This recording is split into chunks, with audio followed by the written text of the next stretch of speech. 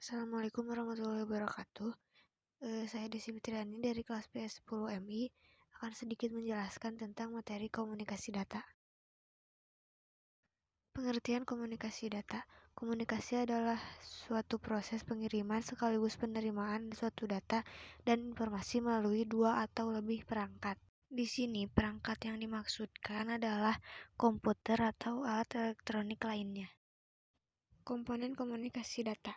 Terdapat 5 komponen komunikasi data yang perlu diketahui, yaitu 1. Sumber data. Komponen pertama yakni sumber data, yakni tempat utama di mana kumpulan data sekaligus informasi dapat dimunculkan kemudian dikirimkan.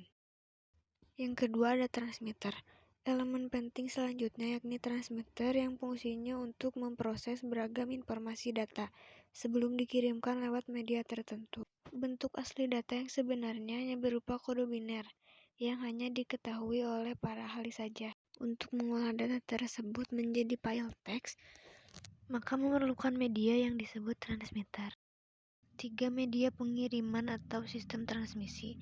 Selain transmitter, ada juga yang disebut sebagai sistem transmisi, yakni media yang fungsinya membawa sinyal dari sumber transmitter menuju penerima. Bentuk dari sistem transmisi seperti sebuah jalur yang sangat beragam. Ada yang tunggal, ada juga yang cukup kompleks.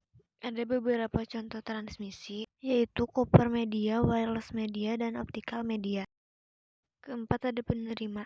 Komponen penting selanjutnya adalah perangkat yang dimiliki oleh penerima data atau informasi. Perangkat tersebut berfungsi untuk menerima sinyal yang telah dikirimkan oleh sistem transmisi. Proses penerimaan tidak dilakukan secara langsung karena memiliki tahap seperti saat proses transmitter sedang bekerja. Contohnya yaitu workstation. 5. Pengirim dan tujuan.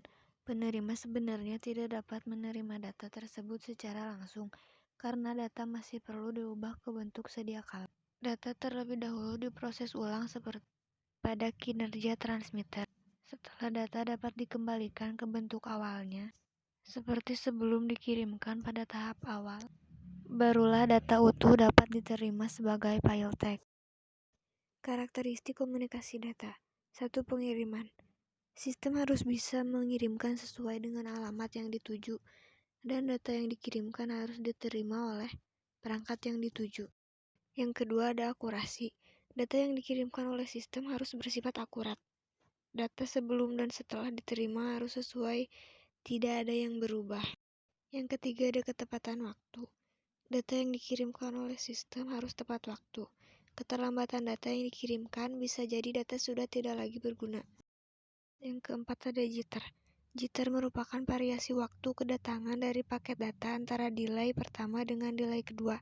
Contoh paket video audio dikirim setiap 5 detik menit per second. Jika ada delay lebih dari 5 detik menit per second, maka kualitas video audio tidak bisa merata. Terima kasih.